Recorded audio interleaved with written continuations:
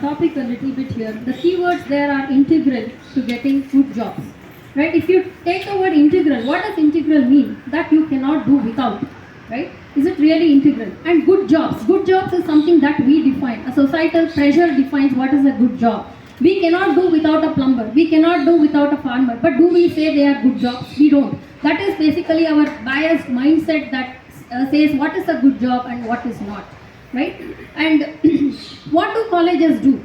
Colleges, they kill your creative thinking. You are a group, you are branded as, oh yeah, he belongs to that particular elite institution.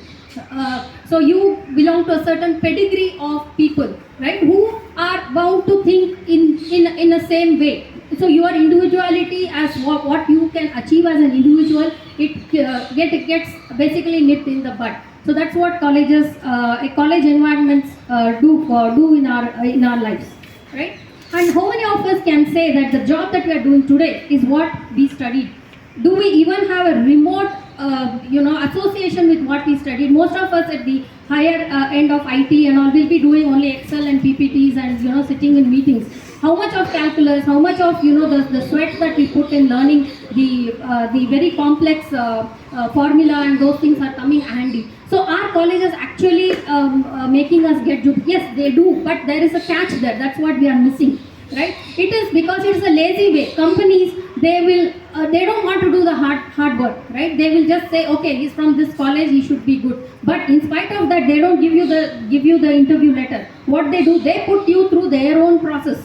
Their own filtering. If it was really good, the college degree, then you should have just got the job. Why do you have to go through 2 days, 3 days of rigorous interview process where everything, right from your math skills, your basics, your coding, everything is being assessed. So college degree is just a small opening that gets you into the window, and that with time that is also changing. MNCs like Google, Facebook, Tesla are actually going for people with real knowledge and not just degrees. That breed is actually increasing. So let us not be held back with those kind of notions that we do need a degree and waste our life in pursuing something that we might not even actually use. Instead of that, you pursue something that you really want to pursue, you really think you can do well, something that passionate, your inner calling, right? If you pursue that, there are so many college courses on the internet that can make one a master of anything. Let me take the example of one example I can give you here. William Kamkwamba from Malawi. He is a very famous person. If you know, he is an illiterate. He has not gone to school, but he took his whole village out of poverty. Just by building a windmill from the scrap that was available. He just referred to YouTube. He built a windmill, and famine and drought, everything, and he helped the villagers tackle those scenarios. And he is a TED speaker. He doesn't have a fancy degree. And we also know Warren Buffett, right? He has 2 college degrees and a certificate course from Dale Carnegie University. And he says, I don't frame those degrees in my office wall. I just put the Dale Carnegie University certificate course, which actually helped me become a better speaker. So that is the only degree, the only course that he values. It's not even a degree, it's a certificate course that he values. He says that helped him become a better person. We have so many examples, the CEOs. If it has come to known that if you pass out, you become good employee. But if you drop out, you become good CEO. That is what the trend that we all can see throughout, right? And the Indian jugaad, there is the jugaad.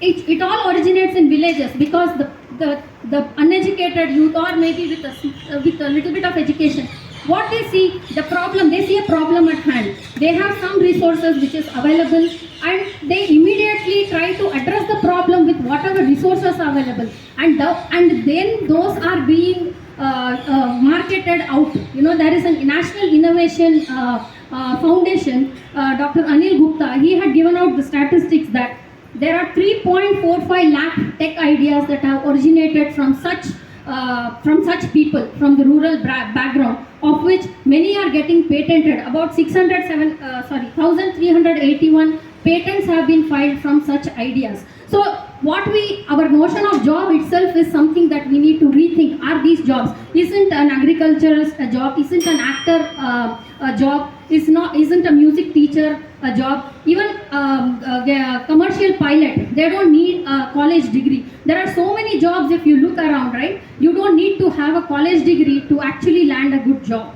And good is something that you need to define. You cannot come under societal pressure and say, oh, if only if I sit in an AC room, even though I might be facing stress the rest of my life, that is a good job for me. And if you see the employers abandoning the degrees, 48% of the mid-level and 31% of high-skill jobs, they have been dropped. The degree requirements have been dropped over the past few years. This is from the Harvard Business Review. And these are not just pandemic-related small adjustments. These are the structural resets that has happened within actual MNC companies. And they said, no, these degrees are no good. And we do see the college environment today. If you are aware in social media, what's happening in colleges?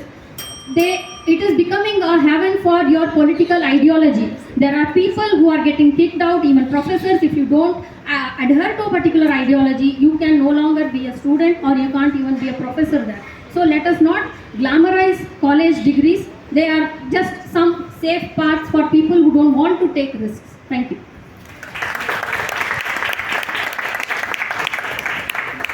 Back to the party. Getting on to the rebuttal, I think my esteemed opponents are confusing degree with knowledge, right? I didn't say that you should not have knowledge. If you don't go to college, doesn't mean you are sleeping 4 hours at home. You are developing your skill sets. You just don't need a piece of paper to certify that you have those skill sets. And anything can be developed without going to a college. And I already told you how colleges are actually not helping you in how you should think. They are only telling you what you should think.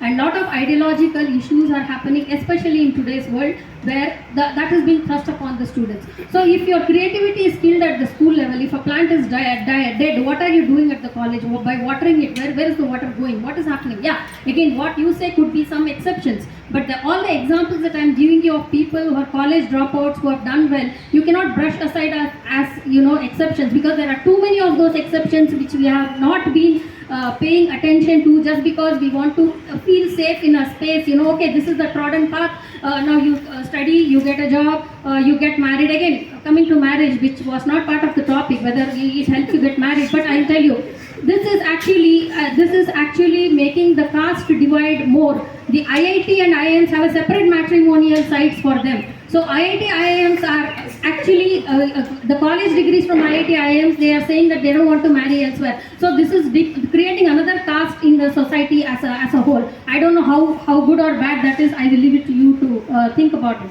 right? And the self-esteem, how it develops. Self-esteem is developed only by societal pressures, right? You think our self-esteem is dependent on how we perceive somebody else is looking at us, right? A lady perceives that she is beautiful only based on the societal pressures, the norms of beauty. Just like that, whether a person with true knowledge, without degree, whether you have self-esteem is not, he may not have the self-esteem just because we have made it like that. And that is our failure as a society, not the person's failure. And if you take the statistics, right, 42% of graduates under 25 are unemployed. These are all the graduates from top tier colleges. And 21% of high school pass outs are unemployed. So if you see, there is a dip there. And the percentage of jobs requiring college degrees, it's falling from 51% in 2017 to 44% in 2021. Most of these are in the fields what you term as arts. So you can't learn arts, philosophy and arts. These are something that should come from within you, right? How can you attend a philosophy class and say how it should be? None of the Greek philosophers or Indian philosopher went and sat in a classroom and were told what they need to think.